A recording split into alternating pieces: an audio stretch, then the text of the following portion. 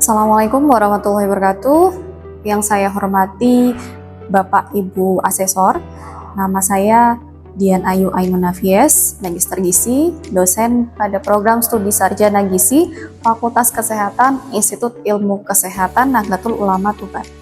Oke, pada video ini saya akan menampilkan proses pembelajaran pada mata kuliah dietetik penyakit tidak menular dan defisiensi dengan materi diabetes mellitus, khususnya pada penerapan pendekatan karbohidrat counting sebagai bagian dari intervensi gizi. Berikut merupakan informasi mata kuliah dietetik penyakit tidak menular dan defisiensi. Kode mata kuliah ini yaitu GZ1327.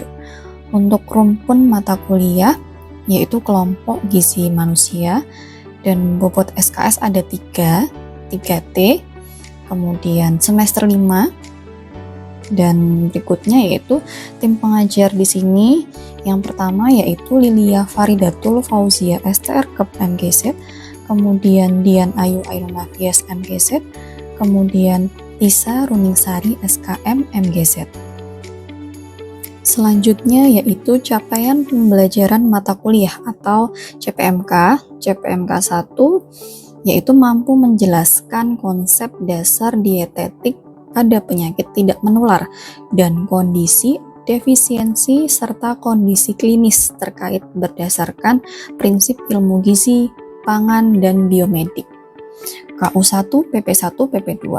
Kemudian CPMK 2 mampu menganalisis hubungan antara patofisiologi, perubahan metabolisme, kondisi klinis, dan masalah gizi pada individu dengan penyakit tidak menular, kondisi defisiensi, dan kondisi klinis terkait berdasarkan data pengkajian gizi KU1, KU5, KK1, KK4, PP1, PP2.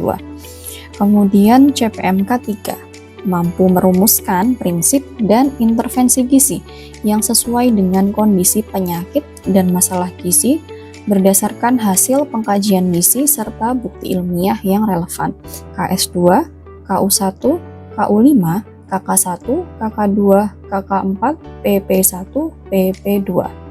Kemudian CPMK 4 mampu mengambil keputusan dalam pemecahan masalah dietetik melalui analisis kasus secara kritis, sistematis, dan berbasis bukti dengan mempertimbangkan kondisi individu dan tujuan intervensi gizi. KS9, KU1, KU5, KK1, KK4, PP2.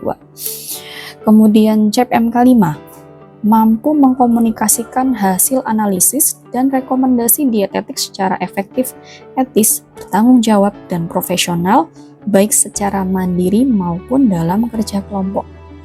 KS2, KS9, KK2. Pembelajaran dilaksanakan secara interaktif dengan pendekatan student-centered learning menggunakan metode diskusi kasus, tanya jawab, dan latihan analisis sebagai bagian dari proses clinical reasoning dalam menentukan intervensi gizi. Melalui pembelajaran ini, mahasiswa diharapkan mampu mengintegrasikan pengetahuan gizi, ilmu biomedik, dan kondisi klinis dalam mengidentifikasi masalah gizi, serta menentukan intervensi gizi yang tepat sesuai kondisi pasien. Oke, berikutnya yaitu referensi. Referensi di sini ada referensi utama. Yang pertama, American Diabetes Association di tahun 2026, Standards of Care in Diabetes, kemudian Mahan LK Raymond, JL 2017, Crosswood and the Nutrition Care Process, kemudian yang berikutnya Suparyasa Handayani 2019, Asuhan Gizi Klinik, kemudian ada referensi pendukung, yang pertama yaitu Fahrudin dan juga Amir 2026, gizi presisi pada diabetes usia muda, integrasi advance carbohydrate counting dan teknologi insulin pintar. Kemudian ada Brazeu, IS et al. 2013, carbohydrate counting accuracy and blood glucose variability in adults with type 1 diabetes. Kemudian ada Gillespie SG, Kulkarni KD, Dali AI, 1998. Using Carbohydrate Counting in Diabetes Clinical Practice. Selanjutnya, saya akan melaksanakan proses pembelajaran sebagaimana yang telah direncanakan dalam rencana pembelajaran semester. Berikut akan saya tampilkan video pembelajaran mata kuliah dietetik, penyakit tidak menular, dan defisiensi. Wassalamualaikum warahmatullahi wabarakatuh. Bismillahirrahmanirrahim. Assalamualaikum warahmatullahi wabarakatuh. Waalaikumsalam warahmatullahi wabarakatuh. Oke, sehat semua? Alhamdulillah sehat. Ya, masih ada yang lemes, mungkin ada yang belum sarapan juga ya. Ini menuju ke makan siang ya. Oke, pada kesempatan kali ini saya masuk di mata kuliah dietetik penyakit tidak menular dan defisiensi. Jadi temanya yaitu diabetes mellitus carbohydrate counting. Jadi kita akan menghitung nih ya seberapa banyak karbohidrat yang harus kita hitung untuk khususnya pasien diabetes mellitus. Oke. Nah, di sini jadi salah satu cara untuk kita bisa mengintervensi si pasien ya. Jadi ini salah satu cara yang bisa kita gunakan. Oke, tujuan pembelajaran yang pertama, harapannya mahasiswa mampu yang pertama menganalisis hubungan perubahan metabolisme dengan masalah gizi pada diabetes mellitus. Kemudian yang kedua, mengidentifikasi masalah gizi berdasarkan hasil pengkajian kasus ya, atau klien ya. Kemudian menerapkan prinsip carbohydrate counting sebagai bagian dari intervensi gizi tadi saya sampaikan di awal tadi ya. Kemudian yang keempat, menentukan intervensi gizi yang sesuai dengan kondisi dan kebutuhan individu. Nah, jadi nanti seperti di mata kuliah sebelumnya ya, dietetik penyakit menular. Jadi hampir sama ya untuk rumusnya ya, untuk kita bisa mengintervensi gizi. Yang pertama kita menganalisis dulu si kasus ini. Jadi masing-masing kasus pastikan punya kriteria dan karakteristik yang berbeda pasti ya. Kemudian yang kedua ada asesmen ya, kita harus menelaah nih satu-satu mulai dari biodata awal ya seperti usianya misalnya, kemudian dan lain sebagainya sampai ke riwayat makan nantinya ya dan seterusnya. Kemudian lanjut ke asesmen ya. Asesmen tadi disimpulkan di masing-masing poin seperti apa terkait antropometrinya, kemudian riwayat makan, dan juga riwayat penyakit, dan lain sebagainya. Kemudian ada karbohidrat counting ini, yang nanti kita akan mulai terapkan ya. Kemudian ada intervensi gizi, jadi kita bisa menjalankan intervensi gizi, mau dikasih berapa gram, berapa persen, dan lain sebagainya. Begitu. Oke, nah kita pemanasan ya. Pemanasan, jadi ini pemanasan tipis-tipis ya. Kita masuk di contoh kasus yang simpel nih saya mengambilnya ya. Jadi di sini ada Nyonya A, usia 52 tahun dan dia didiagnosis diabetes mellitus tipe 2. Nah, kemudian ada di kasus kadar glukosa darah ini masih belum terkontrol dari hasil wawancara seperti itu. Kemudian yang ketiga, beliau ini sudah mengurangi konsumsi gula harian. Nah, dan pernyataan pasien seperti ini. Saya sudah tidak minum teh manis, ya, dan sudah mengurangi gula. Tetapi kenapa kadar glukosa darah saya masih tinggi? Nah, jadi di sini pertanyaannya, menurut kalian, mengapa kadar glukosa darah Nyonya A masih belum terkontrol? Ya, saya izin menjawab ya Bu ya. Kemungkinan untuk Nyonya A ini merasa sudah mengurangi konsumsi gula itu seperti gula pasir, tapi tidak dengan makanan yang mengandung gula seperti nasi, seperti itu. Oke, ada yang mau menambahkan lagi? Bu, saya izin menambahkan. Mungkin alasan kedua, Nyonya A itu kurang melakukan aktivitas fisik sehingga gula yang seharusnya digunakan untuk aktivitas fisik tidak digunakan sehingga dalam tubuh gulanya mengendap sehingga menyebabkan gula darahnya naik. Oke, jadi saya lanjutkan ya, benar ya. Jadi memang tadi kenapa kok dia merasa gula darahnya masih tinggi saja. Jadi beliau masih melihatnya dari satu sisi saja. Jadi belum sampai keseluruhan ya pola makannya. Yang selanjutnya saya akan masuk di metabolisme. Jadi kita tidak boleh lupa nih sama metabolisme. Kan kalian sudah dapat ya metabolisme zat gizi makro di semester yang lalu. Jadi di sini kita akan membahas sedikit saja, tidak perlu banyak-banyak ya, karena saya paham kan sudah paham juga di sini. Jadi pada penderita diabetes mellitus ada apa nih dari karbohidrat ke glukosa darah. Jadi di awal di sini karbohidrat, kemudian nantinya akan diproses ya, dipecah ya, pemecahan pada proses metabolisme, kemudian maka akan setelah itu diedarkan ke seluruh pembuluh darah. Nah, jadi nanti akan didistribusikan secara merata ya di setiap organ dan lain sebagainya. Nah, dan tak lupa ada peran si insulin. Nah, dia kuncinya ya, kunci untuk si darah glukosa ini bisa tersebar secara merata. Nah, apa yang terjadi nih pada pasien diabetes mellitus? Nah, kita lihat di sini. Nah, jadi pada penderita diabetes mellitus itu dia terjadi gangguan sekresi. Nah, jadi mungkin kalau untuk yang normal langsung bisa sampai beberapa kali insulin produksi ya. Sedangkan pada pasien DM mungkin hanya 1 atau 2, sedangkan setiap hari kita makan. Ya, maka dari itu terjadi lonjakan di dalam tubuh begitu ya. Oke, pertanyaan selanjutnya. Apa nih hubungan jumlah karbohidrat yang dikonsumsi dengan kadar glukosa darah? Saya Bu, jika jumlah karbohidratnya itu banyak, maka kadar glukosa darah itu meningkat. Oke, ada yang mau menambahkan lagi? Saya Bu, seperti tadi yang teman saya sampaikan bahwa jumlah kadar karbohidrat yang dikonsumsi tinggi, maka glukosa darah akan meninggi.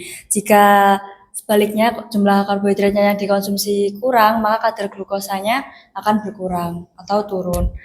Kalau tadi jumlah karbohidrat dikonsumsi tinggi, itu akan memperberat kerja insulin tersebut, sehingga menyebabkan diabetes mellitus. Oke, terima kasih atas jawabannya. Oke, jadi pelengkap ya. Jadi betul sekali ya. Jadi memang sangat erat kaitannya ya antara kadar glukosa darah dengan karbohidrat. Jadi tidak boleh lupa. Jadi tidak hanya lemak saja, kemudian atau gula saja yang dipikir ya. Jadi yang lain pun juga akan, terutama karbo ya. Oke, kemudian kita melanjutkan karbohidrat dan glukosa darah. Nah, kenapa sih karbo diulik-ulik terus ya di diabetes mellitus ya? Jadi di sini ternyata karbohidrat itu sebagai sumber utama ya, sumber utama dari menghasilkan glukosa yang paling banyak. Jadi terbukti dari apa? Beberapa rumus ya. Ketika kalian mau mengerjakan menu nih, kan menghitung ya dengan beberapa rumus, dan yang mendominasi persentase karbohidratnya itu yang paling banyak. Ya, kalau protein biasanya hanya sampai 30 atau 20 ya, tergantung penyakitnya juga, sedangkan karbo minimal ada yang 40 sudah termasuk banyak ya, sampai ada yang 60 dan 70 dan lain sebagainya. Jadi memang yang terbanyak di karbohidrat. Jadi terbukti dari beberapa riset juga menunjukkan seperti itu. Kemudian glukosa darah. Nah, glukosa darah ini jumlah karbohidrat dapat berpengaruh ke respon glukosa setelah kita makan ya. Jadi ini ada beberapa pengaturan karbohidrat.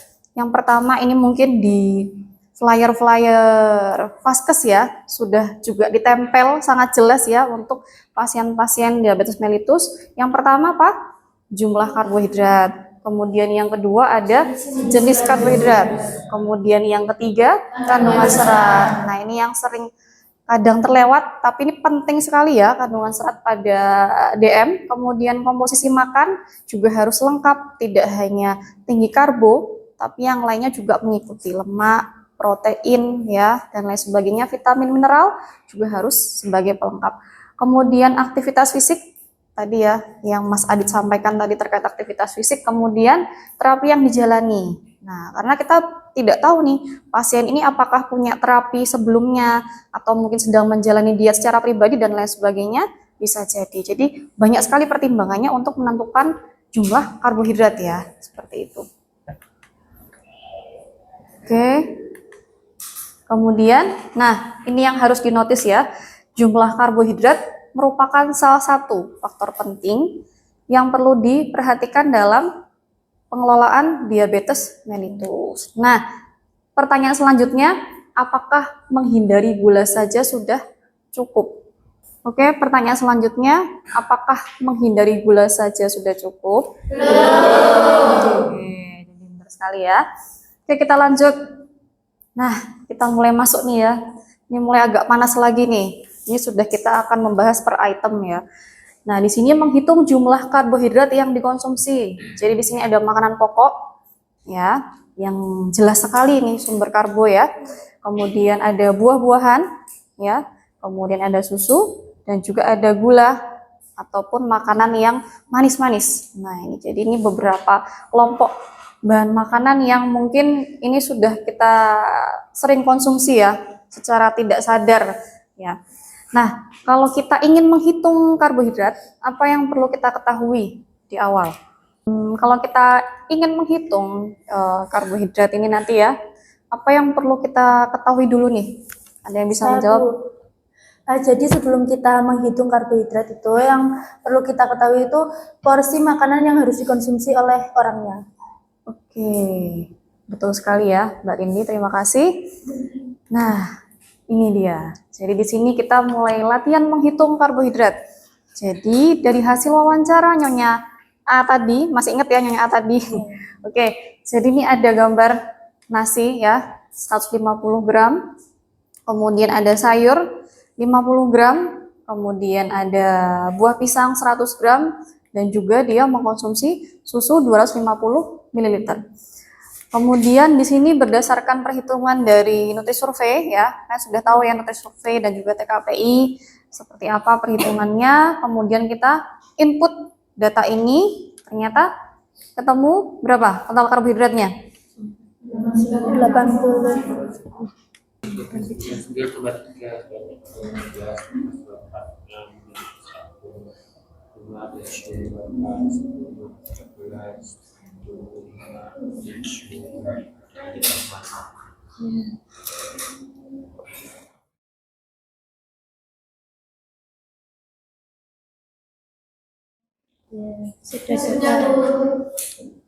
Oke, sudah? Sudah. Berapa hasilnya? 83,6. Oke, kita lihat ya.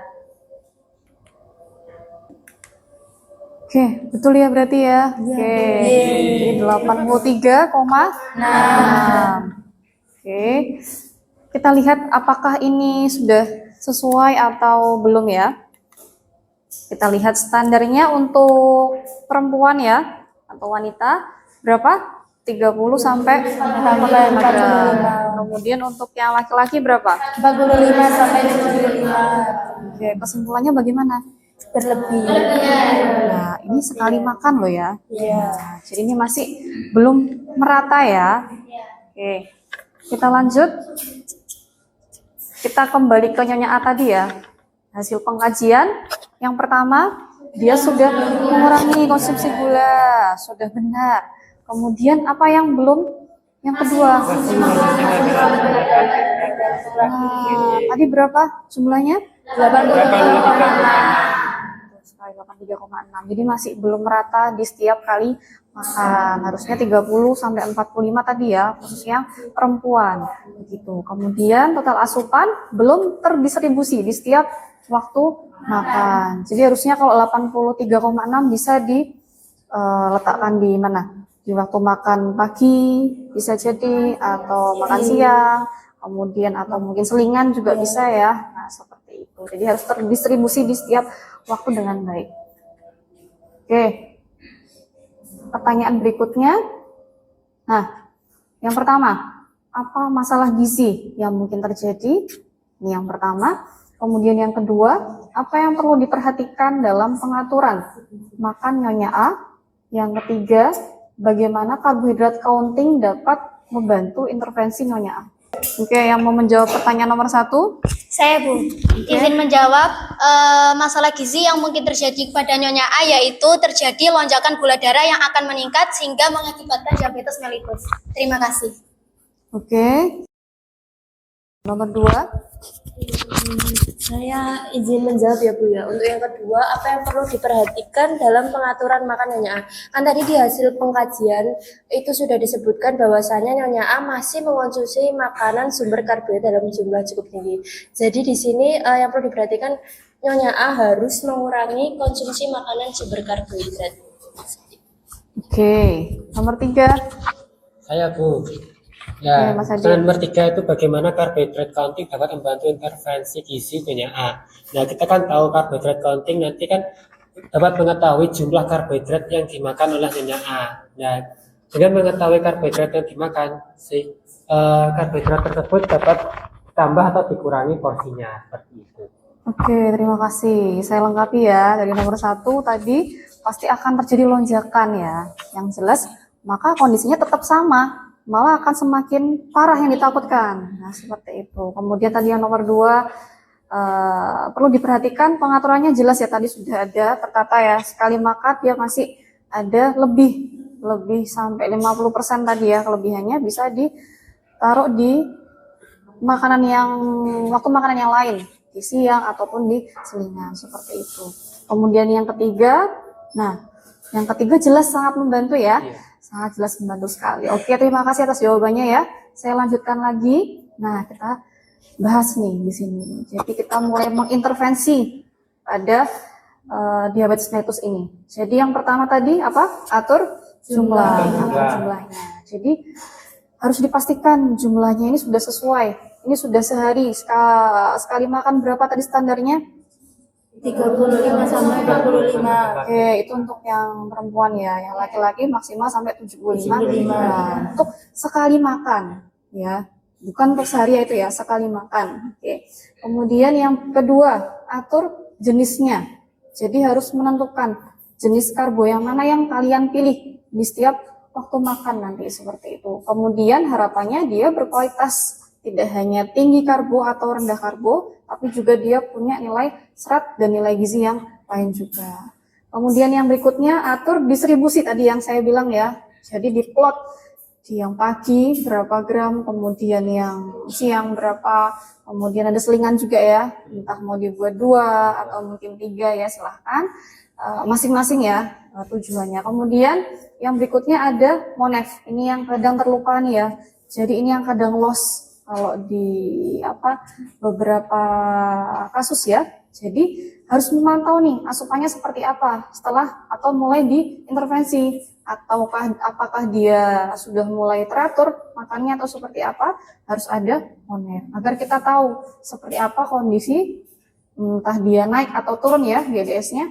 Jadi memang harus dipantau. Kemudian yang tidak kalah penting terkait kepatuhan. Jadi jangan sampai yang setuju hanya satu belah pihak saja, harus kedua belah pihak setuju seperti itu. Nah, jadi nanti akan sia-sia ya perjanjian kita ya, komitmen kita seperti itu. Jadi pasien harus patuh. Jadi itu salah satunya itu monef tadi, memantau gula darahnya di setiap atau berkala, seperti sama asupannya juga yang pasti ya. Oke, lanjut lagi. Nah, tujuan intervensi gizi khususnya ya. Jadi membantu mencapai dan mempertahankan kontrol atau kadar glukosa dalam darah serta mendukung tercapainya tujuan kesehatan pada pasien. Ya, harapannya pasien ya sembuh setelah kita intervensi kan seperti itu ya tujuan utamanya. Seperti itu. Oke, kemudian kita sudah ke slide akhir ya, kesimpulan. Nah, jadi kesimpulannya, yang pertama, pengelolaan diabetes mellitus tidak hanya berfokus pada menghindari gula saja. Tadi ya, saya sampaikan di awal juga, tetapi juga memperhatikan jumlah dan kualitas karbohidrat pada secara keseluruhan. Tadi tetap dihitung nih, di pagi berapa, siang berapa. Kemudian yang berikutnya, karbohidrat counting sangat membantu sekali sebagai ahli gizi ya, calon ahli gizi ya kalian ya, tepatnya. Nanti akan sangat membantu sekali dalam mengidentifikasikan dan memberikan pengaturan makan atau jumlah makan yang akan dikonsumsi oleh pasien seperti itu. Kemudian yang ketiga, intervensi gizi perlu disesuaikan dengan kebutuhan dan kondisi individual. Tadi yang saya sampaikan juga, karena masing-masing pasien punya kondisi yang berbeda. Jadi tetap harus disesuaikan juga, dan juga jangan lupa untuk dilakukan apa?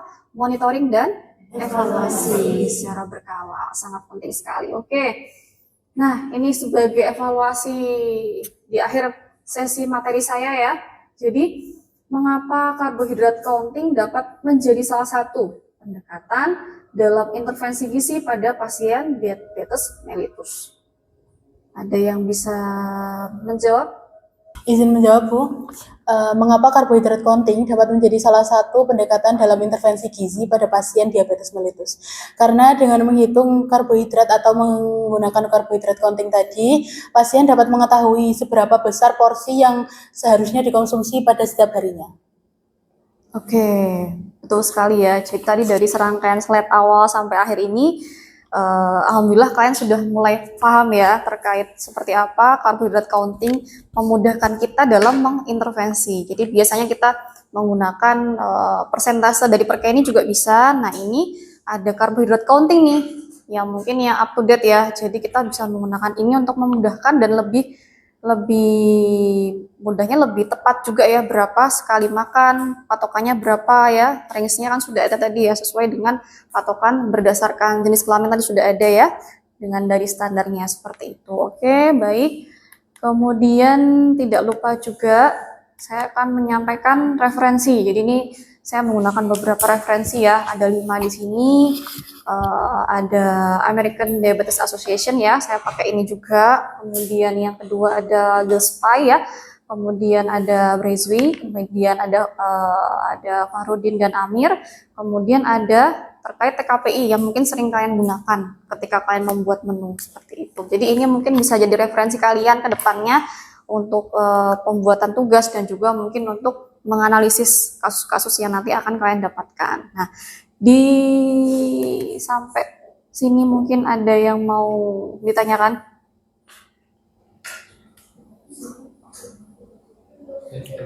Cukup. Sudah cukup? Oke, cukup jelas ya, aman? Oke, alhamdulillah kalau begitu.